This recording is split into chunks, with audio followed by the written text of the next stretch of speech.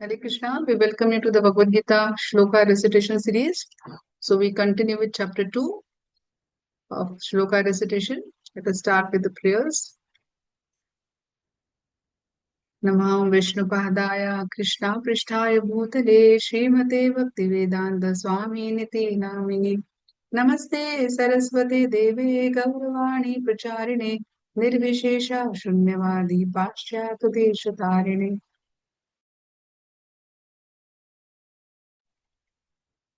So in the first chapter, we saw that Arjuna tells Krishna that he is not ready to fight.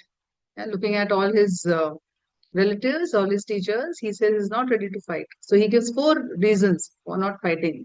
He said that these are my relatives. Yeah, I love them. They are like my, people whom I worship. They are my teachers. I cannot kill them.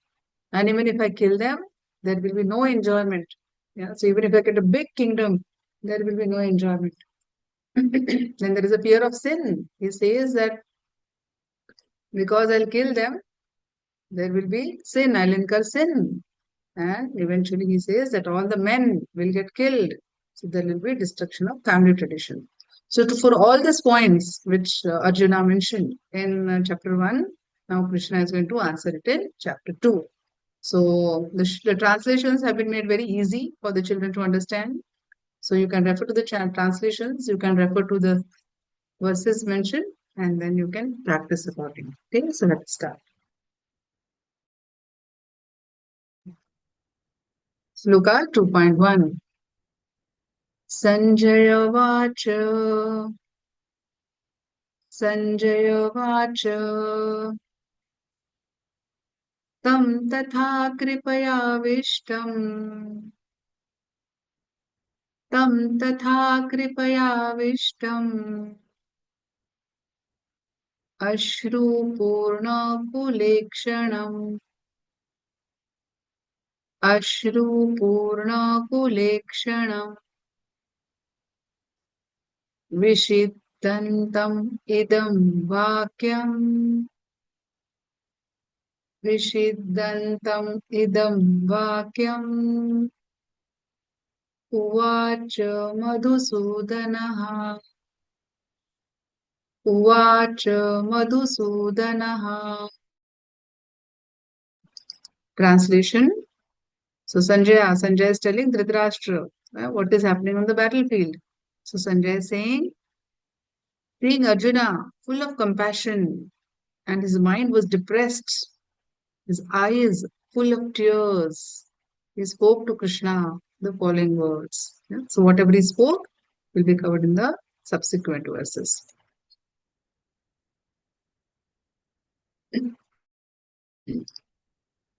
Bhagavad Gita, chapter 2, verse 2. Shri Bhagavan Vacha Shri Bhagavan Vacha Kutastva Kashmalam Idam Kutastva Kashmalam Idam Vishame Samupastitam Vishame Samupastitam Anaryajustam Aswargyam Anaryajustam Aswargyam Akirtikaram Arjuna Akirtikaram Arjuna. So Krishna said, my dear Arjuna, how have these impurities come upon you? Yeah, how are you thinking like this? A person who knows the value of life should not be acting like this. And all these things, your thought process will not lead you to higher planets, but they will make you infamous. Bhagavad Gita, chapter 2, verse 3. Klaibyam smagamaha partha Klaibyam smagamaha partha Naitattvai upapadyate Naitattvai upapadyate. क्षुद्रं हृदय दौर्बल्यम् क्षुद्रं हृदय दौर्बल्यम् त्याक्तोत्तिष्ठ परन्तप त्याक्तोत्तिष्ठ परन्तप. Krishna says, O son of Pritha, Arjuna, do not become such weak-minded or weak-hearted. Bhagavad Gita, chapter 2, verse 4. Arjuna Vacha, Arjuna Vacha, Katham Bhishmam Aham Sankhe, Katham Bhishmam Aham Sankhe, Dronam Cha Madhusudana. द्रोणं च मधुसूदन इषुभिः प्रतियोत्स्यामि इषुभिः प्रतियोत्स्यामि पुजारव Arisudan पुजारव Arisudan. Arjuna said, O killer of enemies, O killer of Madhu. So he is telling Krishna, how can I shoot arrows towards Bhishma, Drona, who are worthy of my worship, whom I worship? How can I shoot arrows at them? Bhagavad Gita, chapter 2, verse 5. Gurun ahatva hi mahanubhavam Gurun ahatva hi mahanubhavan Shreyo bhoktum bhaiksham apiha loke श्रेयो भोक्तुं भैक्ष्यम् Aphiah लोके हत्वर्थकामास्तु गुरुन् इहैव हत्वर्थकामास्तु गुरुन् इहैव भुञ्जीय भोगान् रुधिराप्रतिग्धान् भुञ्जीय भोगान् रुधिराप्रतिग्धान्. Arjuna said, Oh Krishna, it will be better to live in this world by begging. I'm ready to beg rather than killing the great souls who are my teachers. If they are killed, everything we enjoy will be tainted with blood. Verse 6. Chapter 2, verse 6. न चैतद्विद्मः कतरन्न गरीयो न चैतद्विद्मः कतरन्न गरीयो यद्वा जयेमा यदि वा नु जेयुः यद्वा जयेमा यदि वा नु जेयुः यानेव हत्वा न जिजीविषाम यानेव हत्वा न जिजीविषाम स्तेव स्तिष्ठः प्रमुखे धृतराष्ट्रः स्तेव स्तिष्ठः प्रमुखे धृतराष्ट्रः. Arjuna said, Oh Krishna, I don't even know what is better, winning the fight or losing the fight. If we kill the son of Dhritarashtra, I will not want to live. But now they're standing in front of us, ready to fight. Bhagavad Gita, chapter 2, verse 7. कर्पण्यदोषोपहता स्वभावः कर्पण्यदोषोपहता स्वभावः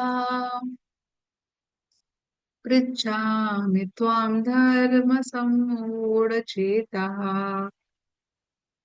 पृच्छामि त्वां धर्मसम्मूढचेताः पृच्छामि त्वां धर्मसम्मूढचेताः यच्छ्रेयस्यान्निश्चितं ब्रूहि तन्मे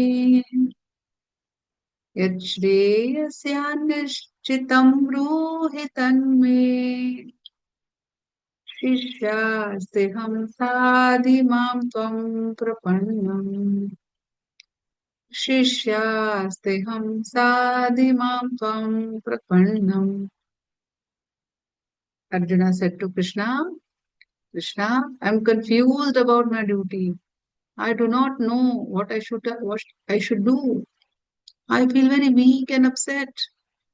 Please clearly tell me what is best for me. I am your student now and I surrender to you. So please guide me, Krishna.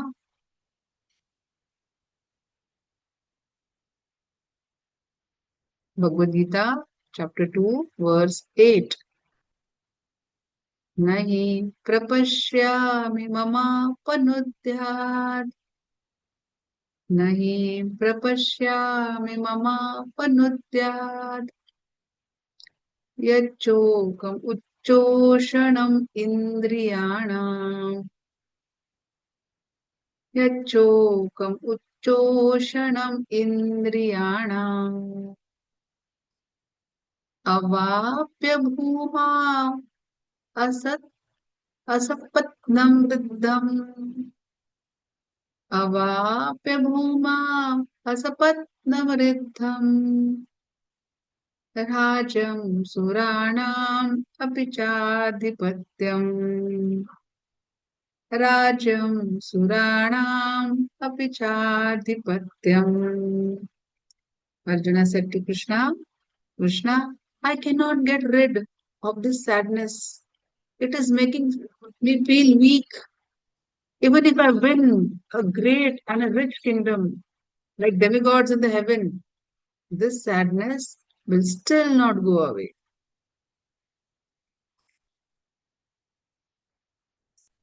Bhagavad Gita, chapter 2, verse 9. Sanjay speaking.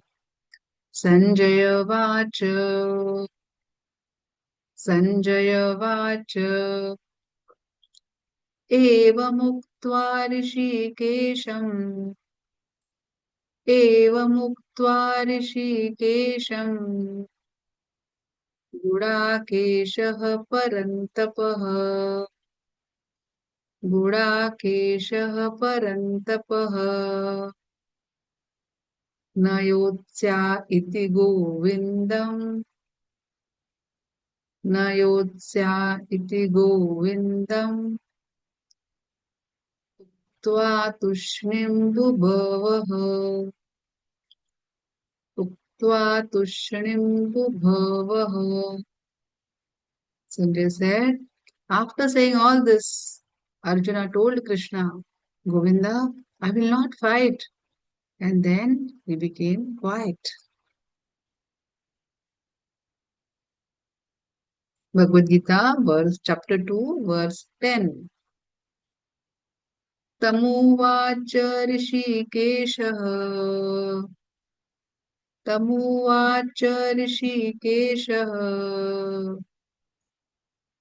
प्रहसन्नेव Bharata प्रहसन्नेव Bharata सेनयोरुभयोर्मध्ये सेनयोरुभयोर्मध्ये विषिद्धन्तम् इदं वचः विषिद्धन्तम् idam vachah. So Sanjaya said, O Bharata, he is telling Dhritarashtra. So then after that, Krishna smiled and standing between the two armies, he spoke with Arjuna, who was sad and upset.